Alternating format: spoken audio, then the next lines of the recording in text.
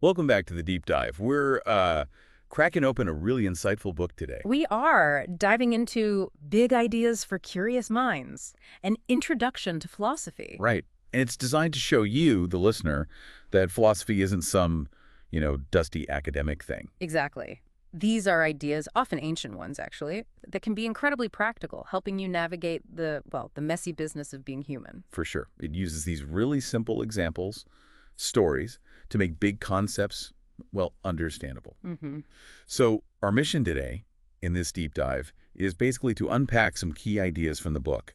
These little nuggets of wisdom, maybe. Yeah, things that can genuinely help you understand yourself better, connect with others. And just maybe live a bit more wisely. That's the goal. Okay, so let's jump in. The core idea the book kicks off with is that philosophy isn't always about finding the grand ultimate answers. Uh-huh. It's more about helping us act wisely when we face life's problems. Hmm. The ones you can't just, switch off or fix easily, the sticky ones. Right. Like the book talks about losing a game, doesn't it? Yeah. Your brother beats you at Connect 4 or something. Yeah. And the unwise responses are pretty obvious, right? Accusing him of cheating, storming off. Declaring you hate Connect 4 forever. Exactly. Philosophy tries to help you find the wiser response, whatever that might look like in that moment. Or when a friend is unkind, Mm-hmm. it's easy to just lash out or shut down. Right. But philosophy offers tools, sort of mental tools, to step back, find a response that maybe doesn't make things worse. And might actually lead somewhere better, even if the situation itself is still tough. Precisely. It's about skillful navigation, you could say, handling feeling bad or facing challenges. So it's less about having all the answers Mm-hmm. and more about building like a toolkit for dealing with problems you can't always fix. That's a really key takeaway here. And a huge part of that toolkit involves getting a better handle on what's going on inside you. Which brings us to the classic, right? Socrates, know thyself. The big one. How does this book suggest you actually do that? It sounds so big. Well, it suggests you get better at it by really digging into your feelings, asking why you feel a certain way. It uses this great analogy. Oh, the snake. Is that the one? A feeling is like a long snake. Yes, Yeah. that's the one. You see the head of the snake? Yeah. That's the feeling right now, like maybe you're feeling really ticked off. Okay. But the tail, the real reason for that feeling, it's hidden somewhere behind you, metaphorically speaking. So you have to turn around and look. Yeah. Ask yourself, okay, I feel annoyed now, but what happened earlier? What actually sparked this? What's the tail? Trying to connect the angry head to the original cause. I like that. It makes sense, doesn't it? It's easy to just feel the feeling. Much harder to trace it back. Yeah. But doing that gives you so much clarity. Right. And speaking of what's inside, there's that fascinating point from Ludwig Wittgenstein, about how hard it is to communicate what's on your mind. Oh yeah, the box idea. That's it. Your mind is like a box. Mm-hmm. His idea was basically your mind is like a box. Your thoughts, your feelings, they're inside your box. And they're crystal clear to you. But nobody else can see in. Nobody. They can't just know what you're thinking or feeling, no matter how obvious it seems inside your own head. Wittgenstein himself was obsessed with language, communication. Makes sense. Yeah, and he had this incredibly varied life, born into immense wealth, then worked as a hospital cleaner, a teacher. He even loved flying kites and designed this stark, minimalist house. He really saw how tricky it is to get what's in one person's box into another's. Wow. So the danger is assuming people can see inside your box and then not bothering to actually explain. Exactly. The book really emphasizes you have to try hard to explain, often using quite a few words. It takes effort. Because people aren't mind readers? Nope. But the payoff, the book says, is huge. Yeah. When you manage to get it across, even if they can't fix the problem. I understand. And that feels good. It feels incredibly good. Just being understood. Yeah. Knowing someone gets what's going on for you. Sharing, the book suggests, can be almost as good as getting exactly what you wanted. It cuts down that lonely feeling. Yeah, feeling less alone. Okay, so connecting with what's inside you. There's another challenge the book brings up, drawing on Simone de Beauvoir. Ah, yes. Figuring out what you actually want. Sounds simple, Yeah. but apparently not so much. It's surprisingly difficult. The book gives a few reasons why. Okay, like what? Well, first you change, you grow and change, but your brain might kind of cling to old desires that don't really fit anymore. Second, things often sound way better in your head than they are in reality. Like the book mentions sleeping in an igloo. Sounds cool, right? Maybe a bit cold and damp. Probably. Yeah. So the idea versus the reality. Yeah. But the biggest reason the book points to is being too influenced by what other people think. Simone de Beauvoir thought finding out what you truly want is maybe the most important job you have in life. Yeah. She noticed how obsessed we can get with others' opinions, what they'll think if we wear this or say that or want this kind of job. And in worrying about them, we forget to ask ourselves, hang on, what do I actually like? What do I really want? Her long partnership with Jean-Paul Sartre, constantly talking ideas through, maybe that shows how helpful it is to have someone help you hear your own voice over the noise. That's a powerful thought. External noise drowning out your own desires. And sometimes when you feel bad, the reason isn't some huge philosophical thing, is it? Definitely not. And the book brings in Matsuo Basho, the poet, on this. Checking your mood before you dive into deep existential angst. Check the simple stuff first. Exactly. Are you just tired, hungry, thirsty, need some sunshine? It sounds almost too simple. It does, but think about it. The book uses the example of a simple math problem. When you're exhausted, it can feel impossible, right? Totally. Overwhelmed. It's the same sum, but your physical state changes everything. And the book notes that adults are often terrible at this. We think our bad moods must have big, important reasons. Maybe you just need a nap or a snack. Or a glass of water. We overcomplicate our own internal state sometimes. Okay, so that's digging into what's happening inside us. Let's turn the lens outward now. Understanding yourself is hard enough. But understanding other people, that's a whole other ballgame. How does philosophy help there? Well, it often starts with empathy, really. The book brings in Ibn Sina to talk about anger, someone else's anger. Okay. His core idea is that when someone is angry, they're often bothered by something you just can't see. He used that story, the lion with a thorn in its paw. Oh, yeah, I remember that. The lion's roaring and looks terrifying. But the real problem is the hidden thorn. And we, seeing the angry lion, we just assume it's mad at us or it's just a mean lion. We don't see the thorn. Exactly. We only see a tiny slice of other people's lives. There's so much going on behind the scenes. Your parents might seem grumpy at you, but maybe they had a terrible day at work. That's the hidden thorn. Ibn Sina himself was this incredible figure. 1,000 years ago, scientist, doctor, philosopher. He had this deep understanding of hidden complexities. So understanding anger often means looking for that hidden cause we're not seeing. That ties in nicely with Zira Jakob's idea, which the book mentions. People are unhappy, not mean. It can feel counterintuitive, can't it? Because meanness feels so intentional sometimes. Yeah. But Zira Jakob's perspective, as the book explains it, is that mean behavior often sprouts from unhappiness or unmet needs. The example they use is an older kid being mean to a new baby sibling. Looks like pure jealousy or nastiness. Right. But the book suggests it's likely coming from the older child feeling ignored, pushed aside, wanting to feel important or powerful again. Ah, so the meanness is really a clumsy, difficult expression of their own tough feelings. Sadness, fear, needing attention. Precisely. It doesn't make the behavior okay, obviously, but understanding the unhappiness underneath helps you see it's often not really about you, it's about their own struggle. That shift in perspective. Yeah. Wow. That could change how you react completely. Yeah. What about something like politeness? Confucius is big on that, right? He is. And the book gives a really interesting angle on why it matters so much. It's not just about, following social rules or respecting the boss. Okay. The surprising idea is politeness matters because people are actually quite fragile, easily hurt by your words or your actions or even lack of them. Fragile, even grown-ups. Especially grown-ups, the book suggests. It says they're much more like you than you might think. Simple things, not saying thank you, not looking up when they ask about your day, that stuff can genuinely make them feel sad or unseen or dismissed. So politeness is kind of like handling that hidden fragility gently, acknowledging their feelings matter. Wow. Okay, that puts a whole new spin on saying please and thank you. So seeing hidden struggles, like Ibn Sina, recognizing meanness comes from unhappiness, like Zira Jakob. Yeah. And appreciating hidden fragility, needing politeness, like Confucius. That's a lot about looking deeper. What else helps us understand people? Seeing beyond the surface. This comes up in a few places, but it's linked strongly with Jean-Paul Sartre. We tend to label people by their role or appearance, don't we? Like your teacher is just the teacher. Yeah. Maybe the teacher with the funny shoes. Exactly. But that's just the cover, right? The book points out inside, that teacher has a whole universe going on.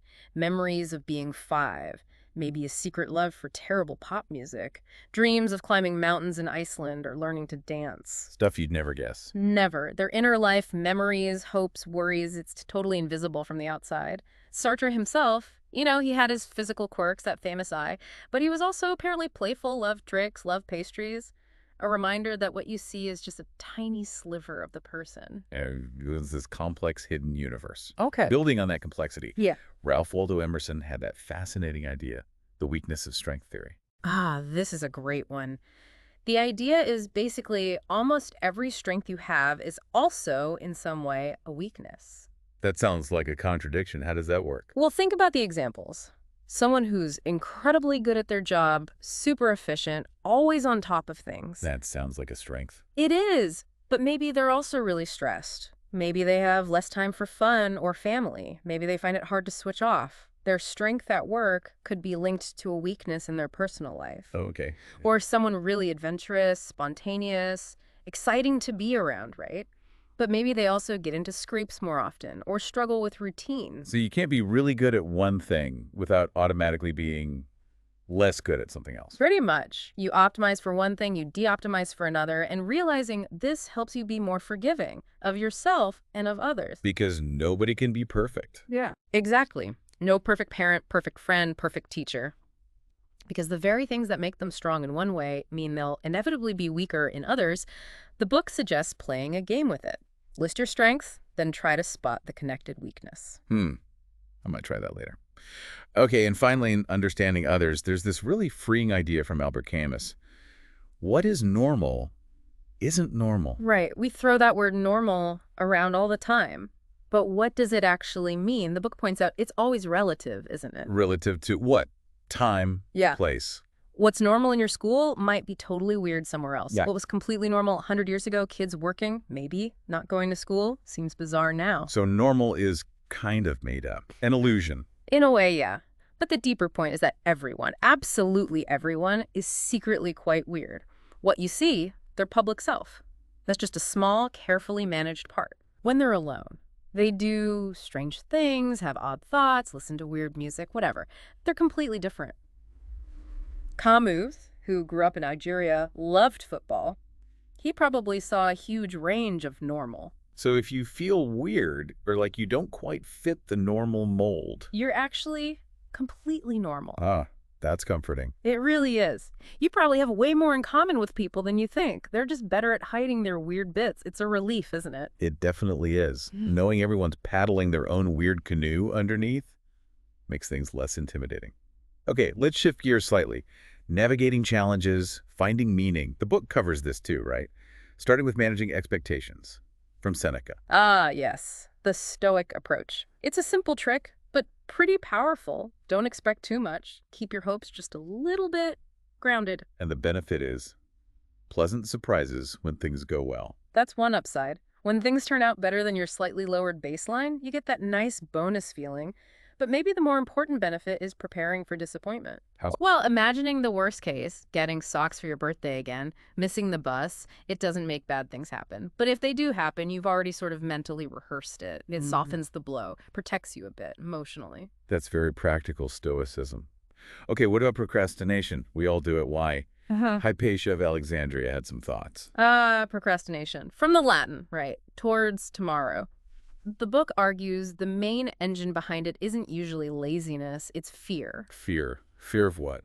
Often it's fear of not doing a good enough job, a kind of perfectionism. Yeah. You have this image in your head of how amazing the homework or the project or whatever should be, and the fear of failing to reach that image makes even starting feel terrifying. If you don't start, you can't fail, right? That makes scary sense. Yeah.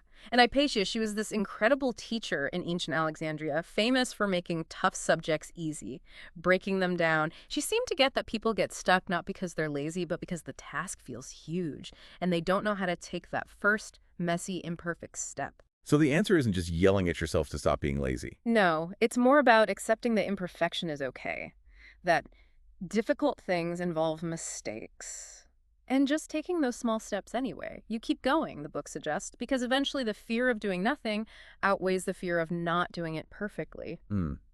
and related to things being difficult. Friedrich Nietzsche, he pointed out that lots of good stuff is harder than it looks. Unexpectedly hard, yeah. Often because people, maybe trying to be encouraging, hide the struggle. Like what? Well, think about learning to read or play an instrument. No one really tells you how many years of sounding awful it takes to play the violin okay. True. Realizing up front that good things often involve a lot of effort, frustration, and time, it actually prepares you better. If you think it'll be easy, you get discouraged fast when it's not. Right. Embrace the struggle. And speaking of imperfections, the book uses that beautiful Japanese idea, Kintsugi. kintsugi, golden fixing. It's the art of repairing broken pottery. But instead of hiding the cracks, They fill them with gold lacquer, yeah, highlighting them. Exactly. Making the breaks part of the object's history, its beauty, showing it survived. and how does that apply to us, to people? Well, when we break, get angry, mess up, hurt someone, feel broken ourselves, the book suggests we can mend ourselves by trying to repair the damage. Making up for it. Yeah, and making up isn't about pretending the break never happened. It's acknowledging it, fixing the connection. And often, like with kintsugi, that repaired relationship or that mended part of yourself can actually be stronger. The golden seams show resilience. Wow, that's a lovely image. And it connects to the Buddha's idea, doesn't it? Yeah. About suffering coming from wanting perfection. It really does. Wanting things to be perfect, unbroken, always going smoothly. That's a recipe for frustration, the Buddha suggested. Accepting imperfection, that plans go wrong, people annoy you, you spill things, that's key to finding peace. Acceptance. Okay. Now, the really big one, the meaning of life. Aristotle had thoughts on this. He did, and according to the book's take, it's maybe less scary than you'd think. Not some huge cosmic secret I have to find. Not necessarily. Aristotle suggested meaning isn't some final destination. It's found in making progress on solving problems that genuinely interest you. Progress on problems. Well, Like a jigsaw puzzle. that's the analogy the book uses. The satisfaction isn't just finishing the whole puzzle. It's that little buzz you get when you find a piece that fits, when you make progress towards the goal. So the meaning is in the doing, the working towards something you care about. Exactly. Even if it's a huge problem, you can only help a tiny bit. The act of working on it, of contributing, that's what feels meaningful. It makes education exciting too, right? When you see learning skills not just as hoops to jump through, but as tools to tackle things you actually care about, fixing or understanding. Aristotle tutored Alexander the Great. He probably understood that drive towards a big goal. That feels much more achievable than finding the meaning of life. Yeah. Okay, what about fairness? John Rawls. He had that clever thought experiment. He did. The veil of ignorance. It's brilliant. Mhm. Imagine you get to choose the kind of country you'll be born into. But you don't know who you'll be in that country. Rich, poor, talented, not so talented, healthy, unhealthy. You're behind a veil of ignorance about your own position. Right, total lottery. So designing the rules of that society from behind the veil, knowing you could end up anywhere, what would you choose? Would you design a country with, say, a few super-duper rich people and loads of people living in real hardship? Or one where maybe nobody has a private jet, but even the worst-off person still has enough to live decently, food, shelter, basic opportunities? Yeah, I'd definitely go for the second one. Just in case I draw the short straw, I'd want a safety net. Exactly. That's Rawls' point. Fairness isn't necessarily about making everyone identical. Some differences are okay. But it is fundamentally about making sure the least well-off people in society aren't left behind, that they have a decent minimum standard of living. Rawls himself, despite coming from privilege, was really concerned about poverty. This test helps you think beyond your own situation. It's a powerful way to check your own ideas about what's fair. Okay, speaking of value, the book touches on why we sometimes sort of hate cheap things. Yeah. Or maybe just undervalue them. Yeah, it's not really hating the thing itself. It's more about undervaluing things just because they're common or inexpensive. The book uses pineapples as an example. Pineapples. Yeah, apparently they used to be incredibly rare and exotic, a huge luxury. Now they're everywhere, cheap, and we barely notice them. Familiarity breeds not contempt, but indifference. Something like that. So the trick the book suggests is give cheap, common things the kind of focused attention you might give something expensive or rare. Really savor a potato chip. Exactly. Or really look at a simple pencil and appreciate its design, the wood, the graphite. Imagine your toothbrush is some amazing high-tech gadget. By giving these ordinary things your attention, you start to see their real value, their ingenuity, their usefulness. It connects, the book suggests, to what art does philosophers like Hegel thought art acts like an advertisement for important things life doesn't usually advertise. Like what? Like the value of friendship, the beauty of nature, the quiet joy of just being thoughtful. Art makes these invisible values visible, feelable. Helping us see the extraordinary in the ordinary. Got it. Okay, let's touch on shyness quickly. That's a common struggle. Mm-hmm. The book frames shyness pretty simply, actually. Yeah. It's basically the feeling that you don't know how to act because someone is a stranger. Unknown territory. Exactly. You don't know what they like, what they're thinking, what to say. It feels awkward because it's full of unknowns. Which, again, sounds completely normal when you put it like that. It really is. And the way to navigate it, the book suggests, is simply to try and find out about them. Ask questions, listen.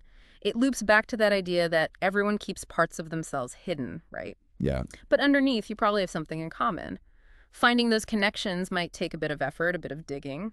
Like Montaigne, the philosopher who wrote essays just about himself, maybe partly to find other people who got him. So it's about breaking that gap of the unknown, gently. Okay.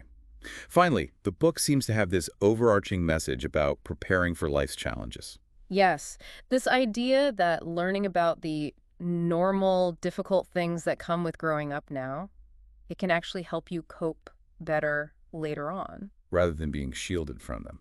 Well, adults often do shield younger people with good intentions, but maybe knowing in advance that certain struggles, disappointment, frustration, confusion are just part of being human. Maybe that's empowering. How so? The book uses a mountain climbing analogy. If you think climbing Mount Everest is going to be a walk in the park, You can be in trouble. totally overwhelmed. But if you train on smaller hills, learn from people who've done it, understand the risks, know it's going to be incredibly hard, you're much better prepared. Learning about life's normal difficulties now is like that training. It builds resilience. Like getting a philosophical instruction manual for the bumps in the road ahead. That's a great way to think about it. Well, this has been an amazing deep dive. Seriously powerful ideas from big ideas for curious minds, from understanding ourselves, our feelings, The snake, the box, to relating better to others, seeing their hidden struggles, their fragility, the thorn, the kintsugi. to facing challenges like procrastination or finding meaning in making progress. Yeah. It really feels like philosophy offers this incredibly valuable toolkit for life. It absolutely does. It gives you perspective, frameworks for thinking, and reminds you that a lot of what you struggle with is just part of being human. You're not alone in it. And like the book suggests, just thinking about these ideas, wrestling with them a bit, that's progress right there. Definitely. The exploration itself is valuable. Okay, so here's a final thought for you, the listener, to chew on. It connects back to Aristotle's idea about meaning coming from making progress on problems that interest you. What interesting problem are you working on solving right now? Or maybe what problem are you just curious about exploring next? It doesn't have to be world-changing. Just think about how even the smallest steps you take towards understanding or tackling that problem, how meaningful that feels. That's a perfect question to reflect on after exploring these big ideas.